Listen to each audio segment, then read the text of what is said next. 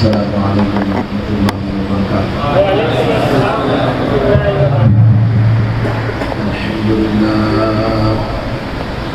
الحمد لله رب العالمين، والصلاة والسلام على سيد الأنبياء والمرسلين وعلى آله وأصحابه أجمعين الأكرمين. أشهد أن لا إله إلا الله وحده لا شريك له، وأشهد أن سيدنا ونبينا ومولانا محمدا عبده ورسوله. أما بعد فأعوذ بالله من الشيطان الرجيم. بسم الله الرحمن الرحيم.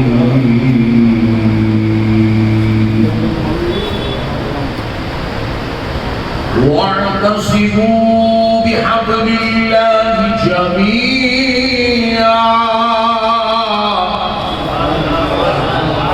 ولا تفرقوا واذكروا نعمة الله عليكم. صدق الله العظيم وبلغنا رسوله النبي الكريم. محترم سامعین کرام، معزز بزرگ حضرات اور نوجوان ساتھیوں، بالخصوص مخلص ملت خانوادہ محبوب الہی سے تعلق رکھنے والی عظیم المقدر شخصیت حضرت سید فرید نظامی صاحب قبلہ مدد اللہ العالی کا مادہ العالیہ سجادہ نشین بارگاہ محبوب الہی نظام الدین ولی رحمۃ اللہ تعالیٰ. اللہ رب العزت کا یہ بہت بڑا احسان ہے، اس کے پیارے حبیب رحمۃ للعالمین صلی اللہ علیہ وسلم کی عنایت ہے کہ آج آپ عاشقان رسول محبان اولیاء کے درمیان حاضر ہونے کا موقع اور شرف نصیب ہوا ہے. آج میں آپ حضرات کے روبرو بیان کرنے کی غرض سے نہیں بلکہ محبوب الہی سرکار نظام الدین اولیاء کی دعائیں دینے کے لیے حاضر ہوا، اور میں آج آپ کو بیان نہیں سنا رہا ہوں بلکہ محبوب الہی کے دربار میں جو رحمتیں بڑھتی ہیں وہ رحمتوں کے حصول کے لیے بیان کرنے کی سعادت حاصل کر رہا ہوں. تو پیارے بزرگوں دوستوں، اللہ رب العزت کا یہ بہت بڑا احسان ہے کہ ہمارے ضامن سوسائٹی کی جانب سے یہ نورانی محفل ہر مہینہ منعقد ہو رہی ہے. ہمارے حضرت فرید نظامی صاحب کی نگرانی اور حضرت مولانا جنید عالم صاحب کی گزار کوششوں کے بعد ہر مہینہ یہ محفل منعقد ہو رہی ہے. اللہ تعالیٰ پیارے حبیب کے صدقے میں اس میں خوب رحمتیں اور برکتیں اور ہمارے نوجوان جو مدرسے کے طلباء اس میں خدمت کر رہے ہیں، اللہ ان کی کوششوں کو کاموں کو درجہ قبولیت عطا فرمائے. مجھے جو عنوان دیا گیا ہے میں انشاءاللہ العزیز مختصر سے وقت میں اس پر روشنی ڈالنے کی سعادت حاصل کرتا ہوں. لیکن سب سے پہلے ہمیں یہ بات معلوم ہونا چاہیے کہ درگاہ کو جانا چاہیے کہ نہیں جانا چاہیے. سب سے پہلا موضوع بھائی کیسے جانا وہ بات کا مسئلہ ہے، پھر پہلے جانا یا نہ جانا یہ ایک مسئلہ ہے. دیکھیے اللہ تبارک و تعالیٰ کا یہ نظام قدرت ہے. اللہ رب العزت نے ہر چیز کو ایک مقصد کے لیے دنیا کے اندر بنایا، ہر چیز. جیسے کہ آج ہاسپٹلس بنے ہوئے ہیں. اب ہاسپٹل اگر چاہیے آپ اس کو غور کریں گے کیا نبی کے دور میں ہاسپٹل تھے؟ تو آپ کو جواب ملے گا نہیں تھے. تو پھر آج ہاسپٹل بنے ہیں، اس سے استفادہ کرنا چاہیے کہ نہیں کرنا چاہیے؟ تو جواب ملے گا کہ اگر آپ کی ضرورت کی تکمیل وہاں ہوتی ہے، اگر آپ کی صحت یابی کا سامان وہاں ملتا ہے، اگرچہ کہ وہ نبی کے دور میں نہیں تھا لیکن آج آپ کے لیے فائدے کا سبب ہے تو شریعت اس بات کی اجازت دیتی ہے کہ آپ وہاں پر ضرور تشریف لیں، آپ وہاں پر ضرور تشریف لیں۔ نبی کے دور میں ہوٹل نہیں تھے، نبی کے دور میں ہوٹل نہیں تھی، مگر آج ہوٹل ہے۔ نبی کے دور میں ریسٹورنٹ نہیں تھا، مگر آج ریسٹورنٹ ہے۔ نبی کے دور میں لاڈجنگ سسٹم نہیں تھا، آج آپ دیکھیے سرکار محبوب الہی کے اطراف اکناف میں لاڈجنگ سسٹمز بنے ہوئے ہیں۔ آپ کو پوچھا گیا کیا بھائی نبی کے دور میں تو یہ چیزیں نہیں تھی، اس سے آج کے دور میں ہے تو اس کا استعمال جائز ہے کہ نہیں ہے؟ تو سوال یہ پیدا ہوتا ہے کہ آج کے دور میں اگر یہ چیزیں بنی ہیں، یہ چیزیں آپ کے لیے فائدے کا سبب ہے یا نقصان کا؟ یہ آپ کے دین میں فتنہ تو نہیں پیدا نہیں کر رہی ہے، یہ آپ کے ایمان کو خراب کرنے کا ذریعہ تو نہیں ہے، کہیں آپ کے اسلام کی مخالفت تو نہیں کرتی ہے؟ جواب ملا نہیں کرتی ہے۔ ہوٹل میں کھانا کھانے سے بھوکے کا پیٹ بھرتا ہے، لاڈجنگ میں ٹھہرنے سے مسافر کو مکان مل رہا ہے، ریسٹورنٹ میں ٹھہرنے سے انسان کو آرام مل رہا ہے۔ اس سے نہ دین میں بگاڑ ہے، نہ ایمان میں بگاڑ ہے، نہ اسلام کے خلاف ہے۔ تو شریعت کہتی ہے اب اس کا استعمال کرنا ہر انسان کے حق میں جائز ہے۔ یہ شریعت کا میں قانون بتا رہا ہوں، یہ شریعت کا قانون۔ اب مسئلہ یہی ہے، پر درگاہ کے تعلق سے بھی فتنہ یہی ہے۔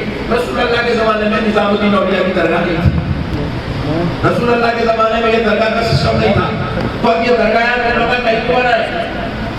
تو اب سوال جیسے ہوٹل کے لیے مسئلہ ہے، جیسے ہاسپٹل کے لیے مسئلہ ہے، جیسے ریلوے اسٹیشن کے لیے مسئلہ ہے، جیسے ایئرپورٹ کے لیے مسئلہ ہے، اب یہی مسئلے کو آپ لے کر آئیے محبوب الہی کی بارگاہ میں۔ اب محبوب الہی کی بارگاہ میں آنے والا یہ سوچ رہا ہے کہ رسول اللہ کے زمانے میں تو درگاہ تھی نہیں، حضرت ابوبکر گئے نہیں، حضرت عمر پھول چڑھائے نہیں، حضرت عثمان چادر لے کے گئے نہیں، حضرت علی کی ختم رسول کرے نہیں، کسی درگاہ کا تصور زمانے میں ہے نہیں، تو پھر اب درگاہ بنی ہے۔ تو اب سوال یہی پیدا ہوتا ہے کیا درگاہ کو جانے سے کیا تمہارے دین میں بگاڑ ہے؟ کیا تمہارے ایمان میں خرابی ہو رہی ہے؟ کیا تمہارے اسلام کی مخالفت ہو رہی ہے؟ جواب ملا نہیں۔ وہاں تو جانے سے دین مضبوط ہو رہا ہے، ایمان کی کیفیات میں دوبالگی آ رہی ہے، وہاں جانے سے ہمارے انسان ہمارے حالات ایمانی میں عروج ملتا ہے۔ تو اب جواب ملا، درگاہ کو جانا نہ صرف جائز ہے، اگر وہ تمہارے ایمان کی سلامتی کا سبب بنا ہے تو اب وہ تمہارے لیے ثواب کے درجے میں شامل ہو۔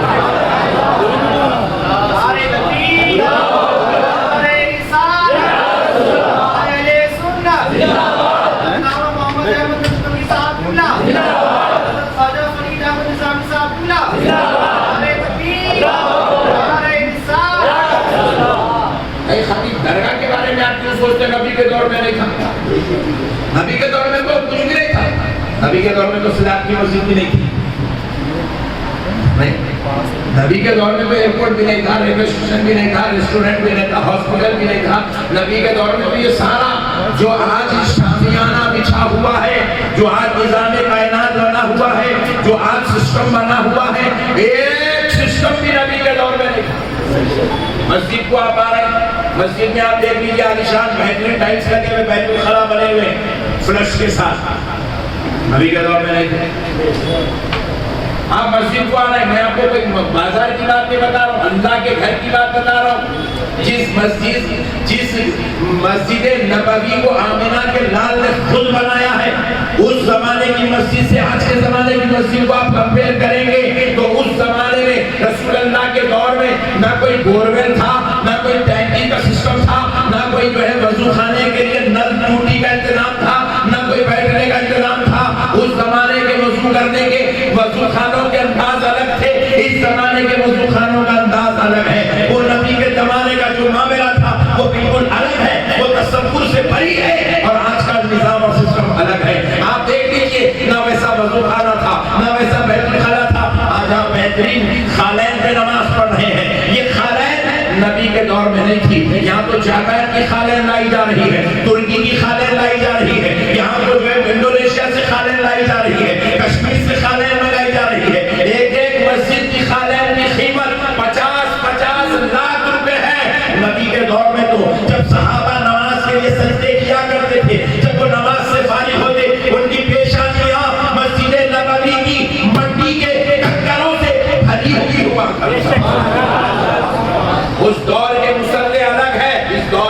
سے الگ ہے. اس دور میں تو کرنٹ کا سسٹم نہیں تھا, پنکھا بند کر دیا تو ایک آدمی نورانی محفل کو یہاں پر جو ہے اندھیری محفل بنا دو میں پنکھے بند کر دیا. نہیں, پنکھے کے بغیر ہمارا جینا مشکل ہے, تصور نہیں کر سکتے ہم اپنی زندگی کا اے سی کے بغیر, لائٹ کے بغیر, پنکھے کے بغیر. جبکہ اگر اس کو حقیقت نظری سے دیکھا جائے, نبی کے دور میں نہ پنکھا ملے گا, مسجد ملے گی مگر مسجد میں پنکھا نہیں ملے گا, مسجد ملے گی مسجد میں لائٹ نہیں ملے گی, مسجد ملے گی مسجد میں مائک نہیں ملے گا, مسجد ملے گی مسجد کے اندر خوشبو کا سامان نہیں ملے گا. میرے پیارے دوستو, ایک روایت میں تو یوں آیا ہے, حدیث شریف ہے, صحابہ کرام کام کاج کر کے مسجد میں آتے تھے.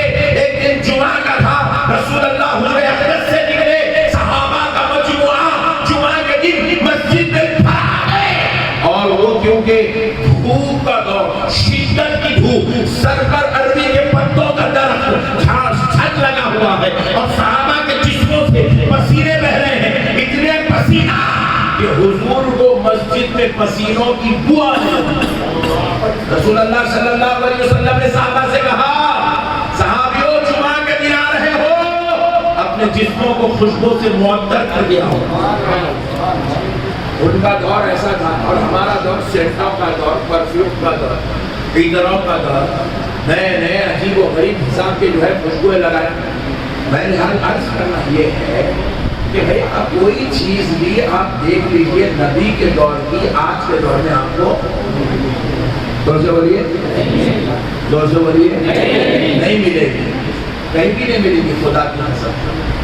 مگر ہم پھر کیوں کر رہے ہیں, اس لیے کر رہے ہیں کیونکہ محبوب الہی کا مزار ہمارے لیے دین میں فتنے کا سبب نہیں ہے, محبوب الہی کی زیارت ہمارے ایمان میں خرابی کی سبب نہیں ہے, محبوب الہی کی بارگاہ کی حاضری ہمارے لیے اسلام میں کمزوری کا سبب نہیں ہے, بلکہ محبوب الہی کی زیارت ہمارے لیے قرب الہی کا سبب بنی ہوئی ہے. محبوب الہی کی بارگاہ کی حاضری ہمارے لیے رضا مولا کا سبب بنی ہوئی ہے. تو اب یہ نہیں دیکھا جائے گا کہ یہ درگاہ نبی کے دور میں تھی یا نہیں تھی, یہ دیکھا جائے گا آج ہمارے لیے فائدہ اور برکت کا سبب ہے کہ نہیں. فائدہ ہے تو خدا کی قسم اس کے لیے زیارت کرنا آپ کو اجازت ہے. شرعی طور پہ اس بات کی اجازت ہے, فرض ہے نہیں بول رہا ہوں میں, فرض ہے بولے تو پھر بابیوں کو بھی آنا پڑتا نہیں, مرکز والوں کو بھی پوروں کو پہلے جانا پڑتا, بعد میں جا کے مرکز میں بیٹھنا پڑتا. اس لیے میں فرض ہے نہیں بول رہا ہوں, اجازت ہے, جائز ہے. کیونکہ دیکھو ہوٹل ہے, وہی آدمی اس کے اندر آئے گا جس کو اپنی بھوک مٹانا ہے. ہر ایک کے لیے ہوٹل میں کھانا فرض نہیں ہے, ہر ایک کے لیے ہوٹل میں کھانا فرض نہیں ہے, مگر وہی آدمی آئے گا جس کو اپنی بھوک مٹانی ہے, اور وہ کھانا اسی کو دے گا جو آدمی اس کے تقاضے پورے کرنے والا ہے. تو اسی طرح یہ بھی وہی میخانہ ہے. اب یہاں پر جس کو خدا کا قرب لینا ہے وہ آ جائے, محبوب الہی اس کو قرب عطا کرتے چلے جائیں گے. اب جس کو اپنی دعا قبول کرانا ہے وہ آ جائے, اللہ اپنے اس محبوب کے صدقے میں ہماری دعاؤں کو قبول کرنا چلا جائے گا. اب جس کو اپنے لیے نبی پاک کی شفاعت کا سامان جمع کرنا ہے وہ آ جائے, محبوب الہی کے وسیلے سے مولا کے دربار میں دعا کرتا جائے. اللہ بروز محشر اسے محبوب الہی کا بھی صدقہ دے گا, محبوب خدا کا بھی صدقہ دے گا. یہ فرض نہیں ہے مگر جائز ہے, فرض نہیں ہے مگر ضروری ہے, فرض نہیں ہے مگر کامیابی کے لیے ان کا دامن ہاتھوں میں ہونا ضروری ہے. اب دوسری بات, یہاں پر اب یہ مسئلے کو ختم کرتے ہیں کہ ہم کو تو درگاہ جانا اجازت ہے, جائز ہے, شریعت ہے. اب دوسرا ایک مسئلہ یہ ہے, رسول اللہ کے زمانے میں حضور کی مزار پہ گنبد نہیں تھی, تو آپ لوگ منائے, ترکیاں منائے, ترکیوں کی بنائی ہوئی نہیں بنی, وہ گنبد کو دیکھ کے پوری دنیا کے اندر پوری مزارات پہ گنبدیں بن گئی. کیا تک ہوتے ہیں یہ گنبدیں بنانے؟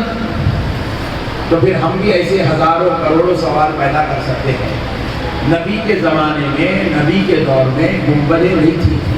نبی کی مزار پہ بھی کئی زمانے تک گنبد شریف نہیں تھی. گنبد خضرا جو آج ہے، بعض روایتوں میں یہاں پہلے اس کا کلر سفید تھا، بعض نے لکھا پہلے اس کا کلر پیلا تھا، پھر بعد میں ترکیوں نے اس کو گنبد خضرا یعنی ہرے رنگ کا کر دیا. اب وہی سسٹم چل رہا ہے. پہلے الگ الگ ماحول تھا لیکن گنبد نہیں تھی. صحابہ کے دور میں نہیں تھی. حضرت ابو بکر کے دور میں مزار رسول پہ گنبد نہیں تھی. حضرت عمر کے دور میں مزار رسول پہ گنبد نہیں تھی. ایسے لوگ باتیں کرتے ہیں.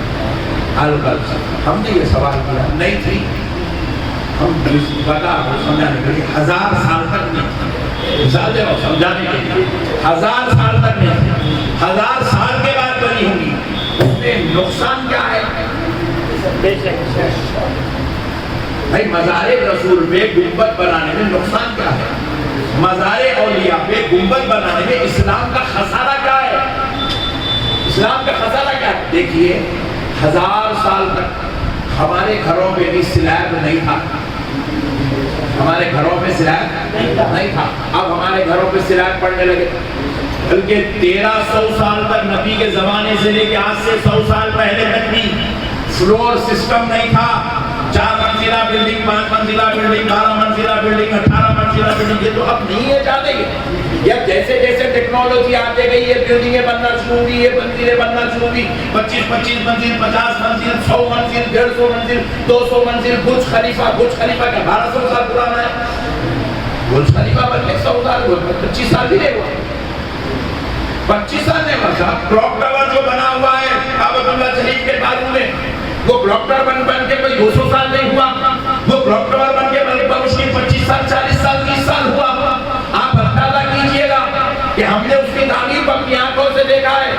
کلاک ٹاور کو بنتے ہوئے ہم نے اپنی آنکھوں سے دیکھا ہے. برج خلیفہ کو بنتے ہوئے ہم نے اپنی آنکھوں سے دیکھا ہے.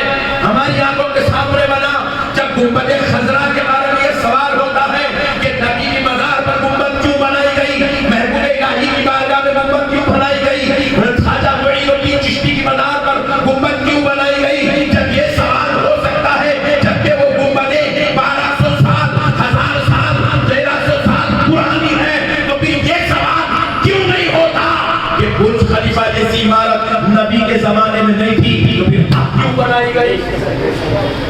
کلاک ٹاور جیسی عمارت نبی کے زمانے میں نہیں تھی تو اب کیوں بنائی گئی؟ وہ بھی کعبہ معظمہ کے بالکل بازو میں. اب تک لوگ خالی کعبے کو دیکھتے تھے. اب ایک نیا کارنامہ کر کے چھوڑ دیے پڑھتے ہیں. لوگ کعبے کو کب دیکھ رہے ہیں؟ کلاک ٹاور کو زیادہ ہے. نیا تماشا بنا ہوا. اور کئی بیوقوفوں کا تو یہ سسٹم ہے کعبے کے ساتھ سیلفی 3 لے رہا، کلاک ٹاور کے ساتھ 7 لے رہا. دونوں کلاک ٹاور کے ساتھ سیلفیاں لے رہے ہیں. یہ پاگل بنے کی حد ہو گئی ہے. تم نے لوگوں کے دلوں میں وہ تعمیر بنا کے کعبے کی عظمت کو کم کر دیا. ہماری گنبد بننے سے کسی کی عظمت کم نہیں ہوئی. جب کوئی محبوب الہی کی گنبد دیکھا گیا اسے محمد عربی کی گنبد کا تصور بھی آتا چلا گیا.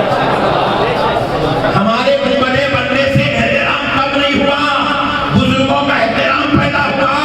ہم نے گنبدیں بنا کر دنیا کو یہ درس دیا. قبرستان میں، دلی کے قبرستانوں میں ہزاروں لاکھوں لوگ سو رہے ہیں. وہ ہزاروں لاکھ ایک طرف اور یہ محبوب الہی جو گنبد کے نیچے سو رہے ہیں، ان کا مقام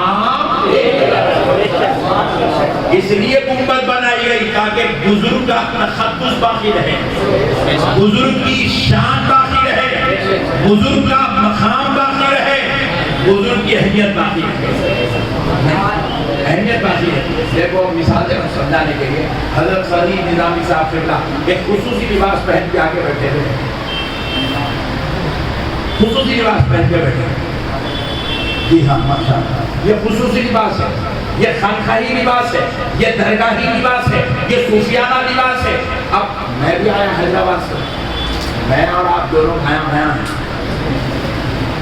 میں اللہ کا شکر ہے ٹی شرٹ دیکھنا تو زیادہ خوش نہ بہت تو دیکھو ہمارا معاملہ الگ ہے، فرید بھائی کا معاملہ زور سے الگ ہے. ان کا لباس بتا رہا ہے. استری کو بھی آپ پکڑ کے لا رہے ہیں. انہیں آیا تو پہلے فرید نظامی صاحب کے ہاتھ چومتا. کیوں چومتا؟ ان کا لباس بتا رہا ہے محفل میں انسان تو سب ہے مگر محبوب الہی کا خاص کیے بیٹھا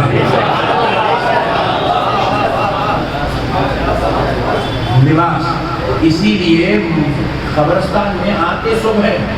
اب صوب آیا میں نے صبح فاتحہ پڑھا اللہ کو بخش دے کی مغفرت کر دے تجھے دے کو ڈال دے کو بچا دے کو دوزخ سے بچا دے. اب گنبد بنا دیے بولے حول ہے سب کے لیے دعا الگ ہے محبوب الہی کے لیے دعا الگ ہے.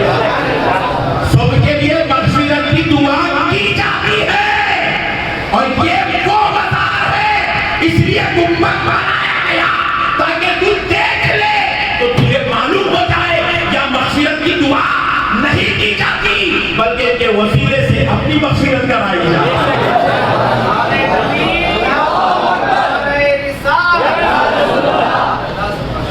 مسئلہ کو سمجھو کیا اب یہ بہت لمبی بحث ہے. یہ بول تو پورے تبلیغی جماعت میں بلا رہا ہوں بس اب اتنا بس ہے آج کے لیے اتنا کافی ہے.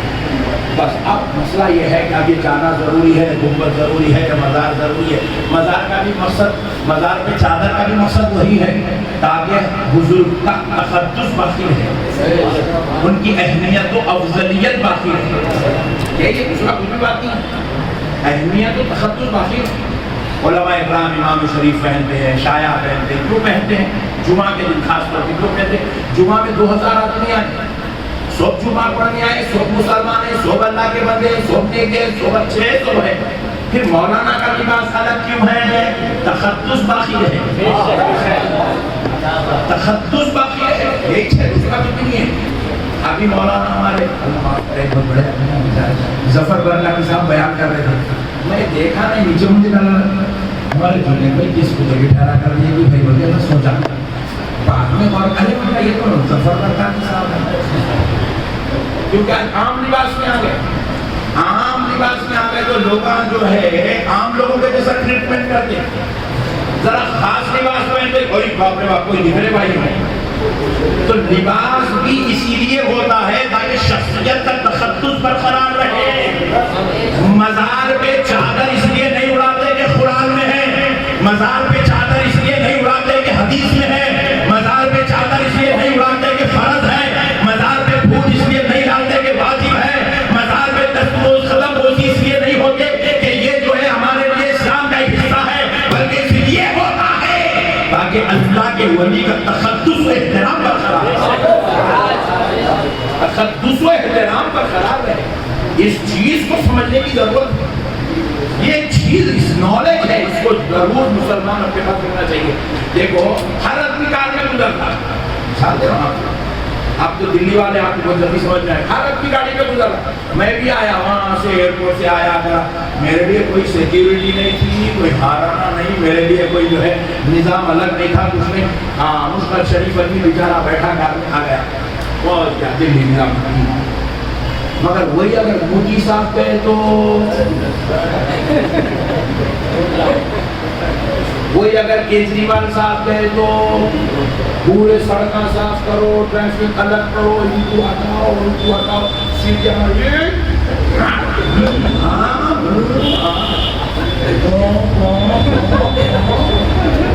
کیا قصہ ہے شخصیت کا تقدس برقرار ہے. اچھا انہوں اب 24 میں نیچے اتر دیا بولا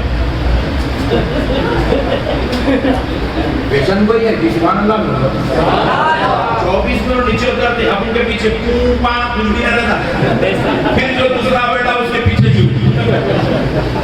سمجھ رہے ہیں اس کے پیچھے شروع ہو جاتا کیوں ہے وہ ایک عہدہ ہے منصب ہے.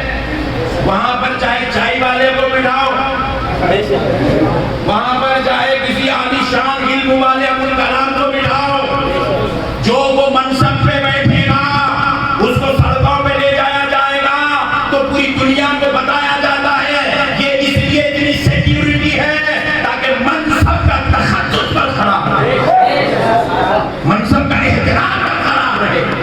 میرے پیارو اللہ کے واسطے سمجھو اللہ عقل دیا عقل کو جو ہے سمجھ کے دائرے میں لے آؤ. جاہلوں کے جیسا استعمال مت کرو. آپ کو نہیں بول رہا آپ لوگوں نے ہمارے پر ایک ایسا بتا بازو والوں کا جاہلوں کے جیسا استعمال مت کرو. اللہ عقل دیا استعمال کرو. سمجھو، دنیا کو سمجھو، دین کو سمجھو، اللہ کو سمجھو، رسول کو سمجھو، ہر ایک کو سمجھو۔ اچھا دیکھو ایک بات اور، بس لطیف بات، آپ اپنا محبوب الہی کی بارگاہ میں ٹھہرے ہوئے، ماتا آتی جاتی اندر سے ہم ہوئے اندر یہاں دعویٰ سنا، ایک اور بات سنا بس لاسٹ اس موضوع پر، پھر آگے چلتے درگاہ کی طرف۔ دیکھو انسان تو آپ بھی ہیں، انسان میں بھی ہوں، حضرت آدم بھی انسان، حضرت آدم بھی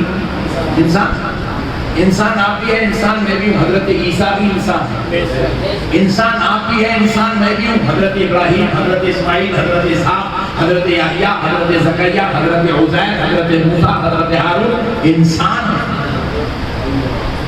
لیکن شریعت کا مسئلہ یہ ہے کہ آپ میں کو معصوم نہیں بول سکتے، شرعی مسئلہ یہ ہے آپ کو میرے کو معصوم زور سے بولیے، مگر انبیاء کو معصوم بولا جائے، انبیاء کو معصوم بولا جائے۔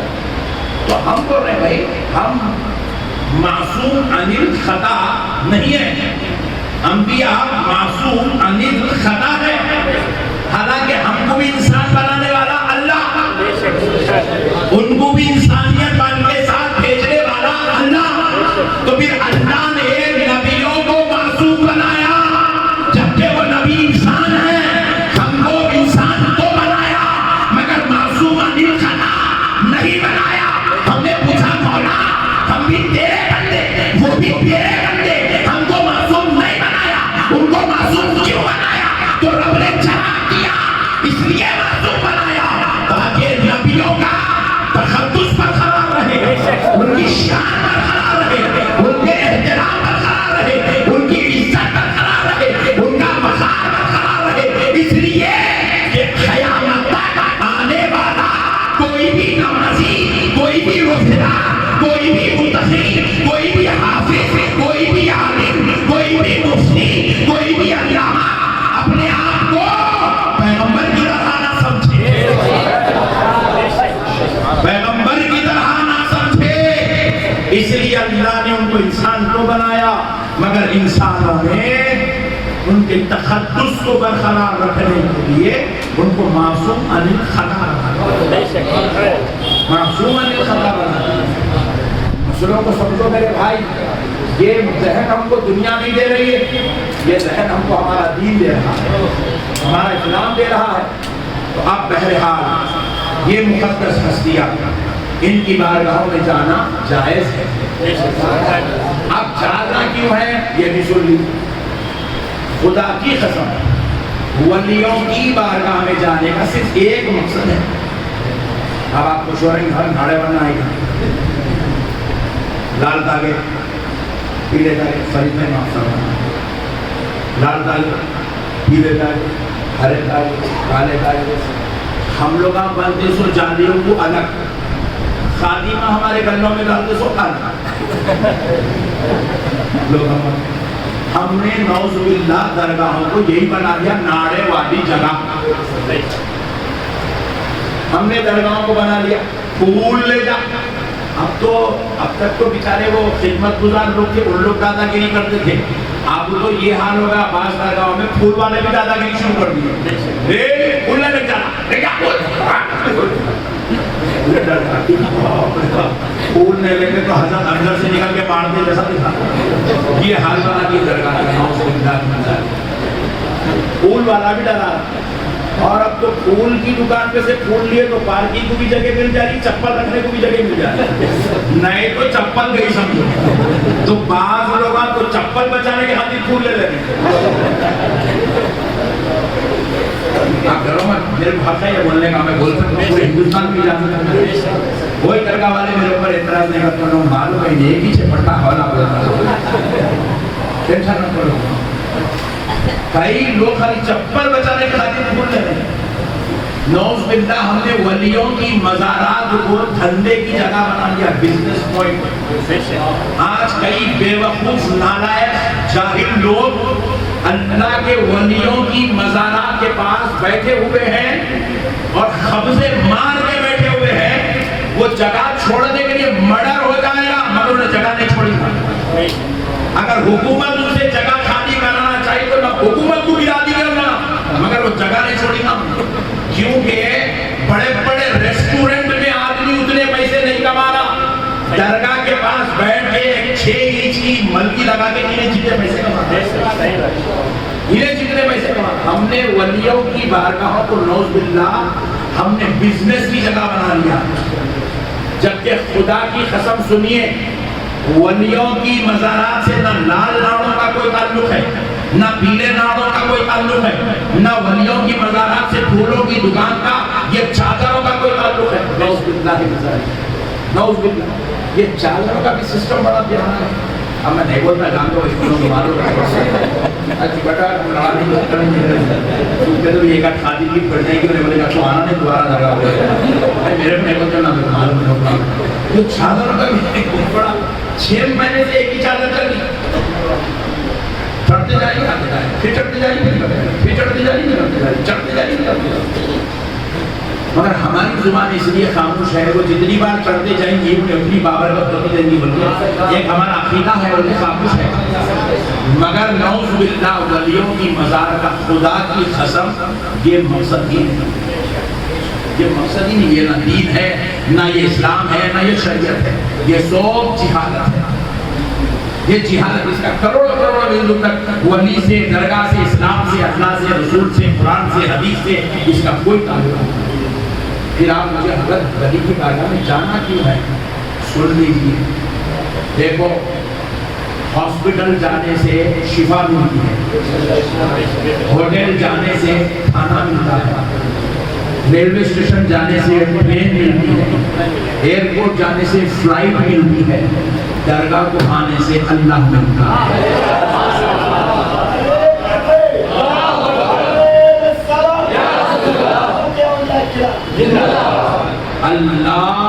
اللہ کے ولیوں کے ذریعے, اسی لیے اللہ تعالیٰ فرمایا وَابْتَغُوا إِلَيْهِ الْوَسِيلَةَ, الیہ ہے, الیہ اس تک پہنچنے والا وسیلہ تلاش کرو.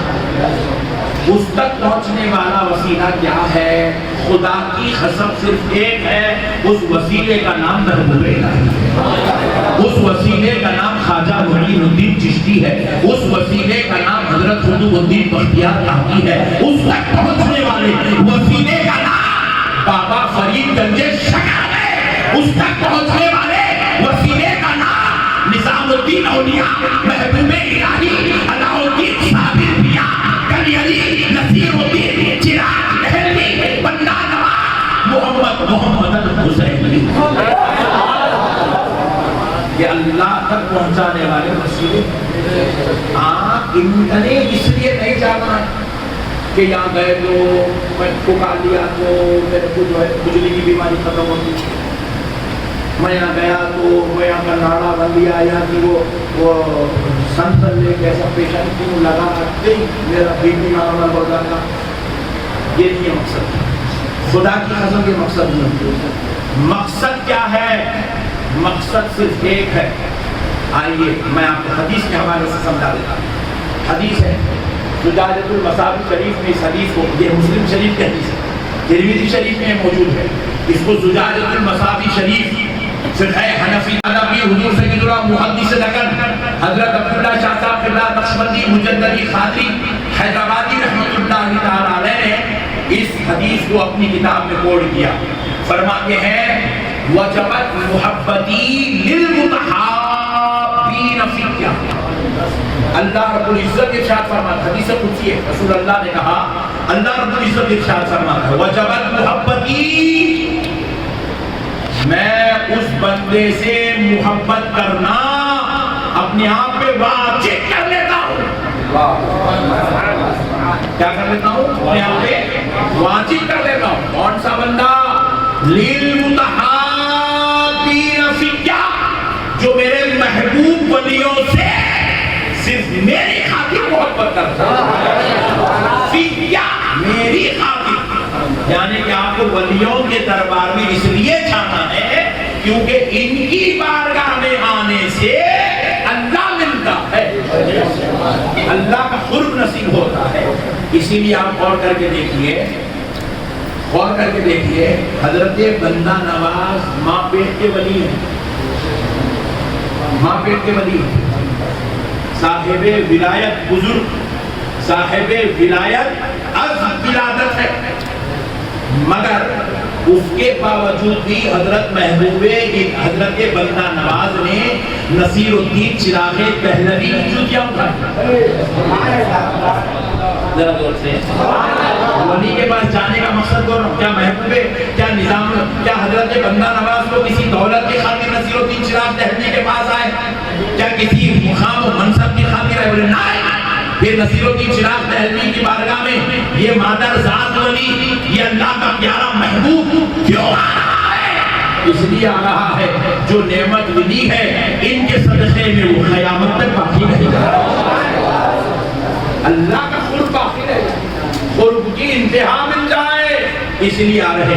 سرکار نصیر الدین چراغ دہلوی آپ غور کر کے دیکھیے، سرکار نظام الدین اولیاء محبوب الہی کے لیے مصلی بچھاتے ہوئے نظر آ رہے ہیں، وضو کا لوٹا رکھتے ہوئے نظر آ رہے ہیں. کیوں رکھ رہے ہیں؟ اس لیے رکھ رہے ہیں کیونکہ نصیر الدین چراغ دہلوی جانتے ہیں خدا تو مجھے ملے گا مگر خدمت نظام الدین اولیاء سے اللہ کا قرب پانے کی خاطر وہ حضرت نظام الدین اولیاء محبوب الہی کی غلامی کر رہے ہیں. حضرت امیر خسرو دربار محبوب الہی میں گدا اور غلام بن کے پڑے ہوئے ہیں. جو آدمی اپنے دور میں علم کا ادب کا امام ہو، جس کی فن شاعری کی آج تک 800 سال سے کوئی مثال نہ پیدا کر سکا ہو، ویسا عالم، ویسا حدیث، ویسا معلم ایک ولی کے دربار میں کیوں غلام بنا بیٹھا؟ کیونکہ نمیر خسرو بتا رہے ہیں یہی در ہے جس در نے مجھے خدا کے در کا پتہ بتا دیا. خدا یہاں سے ملتا ہے.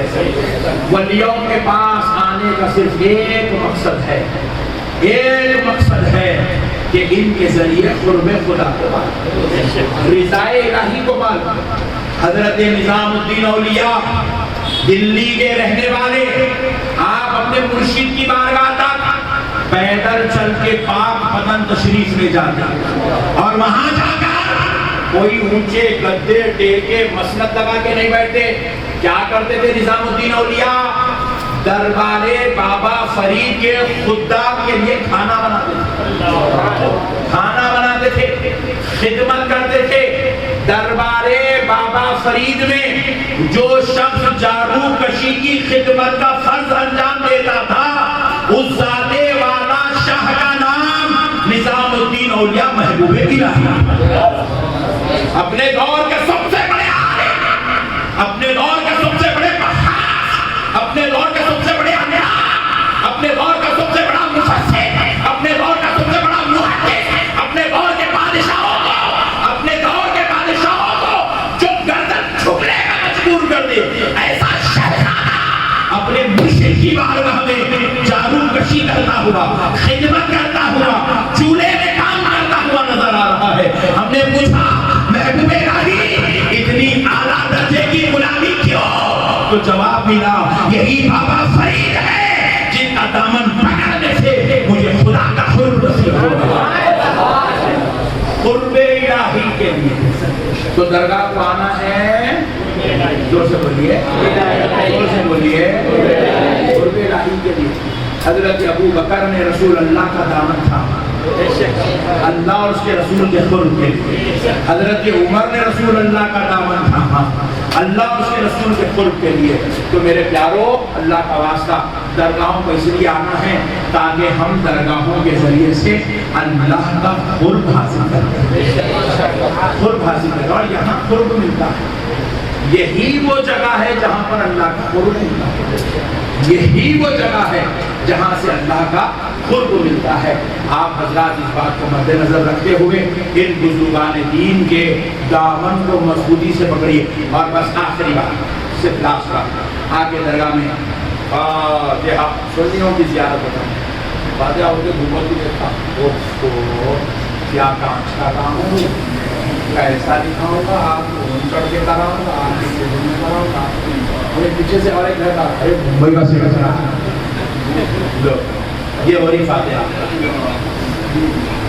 انہیں آنے کو تیار نہیں ہے, یہ آیا سو والا ٹھہرنے کو تیار نہیں ہے. انہیں گنبد میں پھنس جا رہا, جھومر میں پھنس جا رہا, مزار میں پھنس جا رہا, خالی ایک طرح فاتحہ اور خالی کو دیکھ رہا ایسے کیسے اسٹائل سے نکال رہا. یہ بات ہے مزار ادھر توجہ ادھر. اللہ کے ولی کی جب زیارت کرو تو آداب یہ ہے کہ جب مزار شریف کے پاس آ جاؤ پیٹھ قبلے کو ہونا, چہرہ ولی کو ہونا, پیٹھ چہرہ ولی کو پیٹھ کرنا قبلے کیوں کرنا, تاکہ دیکھنے والے کو پتا چلے عبادت نہیں ہو رہی ہے, فاتحہ ہو رہی ہے, ولی کی زیارت ہو رہی ہے. قبلے کو منہ کریں گے تو یہ عبادت کا تصور ہے. کیا تصور ہے؟ نماز میں آپ ادھر چہرہ کر دیں ادھر. اب میں یوں کہہ رہا ہوں مزار پہ ادھر ایک صاحب بولے نقشبندی صاحب نماز پڑھ رہے ہیں, تو آپ جواب دے سکتے قبلے کو پیٹ کر کے کھڑے رہے نماز کے ساتھ. بولے یہ نماز نہیں ہے, یہ مراقبہ ہے. کیونکہ عبادت میں قبلے کو پیٹھ قبلے کو چہرہ ہونا شرط ہے. اور اب آپ مزار کے پاس پیٹ کر کے کھڑے ہو گئے قبلے کو, چہرہ ولی اللہ کی طرف, تو اب پتا کیا چل رہا ہے کہ آداب زیارت بتا رہے ہیں کہ آپ عبادت نہیں کر رہے ہیں, محبوب خدا کی زیارت کر رہے ہیں. آپ اپنے رب کی طرف متوجہ نہیں ہیں, آپ ولی اللہ کی طرف متوجہ ہیں, اور یہ توجہ کر رہے ہیں کہ اللہ کی بارگاہ سے فیض محبوب الہی کی مزار پہ اتر رہا ہے, مزار محبوب الہی سے فیض روحانی میرے قلب پر جاری ہو رہا ہے. اس مراقبے کے ساتھ آپ زیارت کر رہے ہیں. اور دوسری بات زیارت کی اور ایک آتا دوسرا مسئلہ یہ ہے, جب آپ بولے دعا کر محبوب الہی جس کو بچے نہیں ہوئے ذرا بچے دے دو, آج کل چل رہا ہے. محبوب الہی میں آپ کی بارگاہ میں آیا, اس کے خون کا چادر کا نذرانہ قبول کر لو.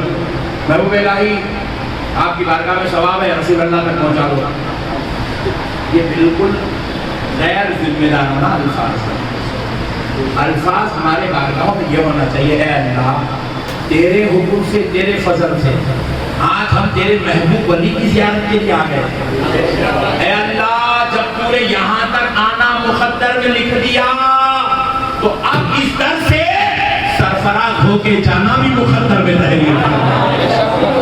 اب اس محبوب کا صدقہ ہم کو اتنا دے دے کہ مولا پھر کبھی کوئی شکوہ اور شکایت کی گنجائش نہ رہے.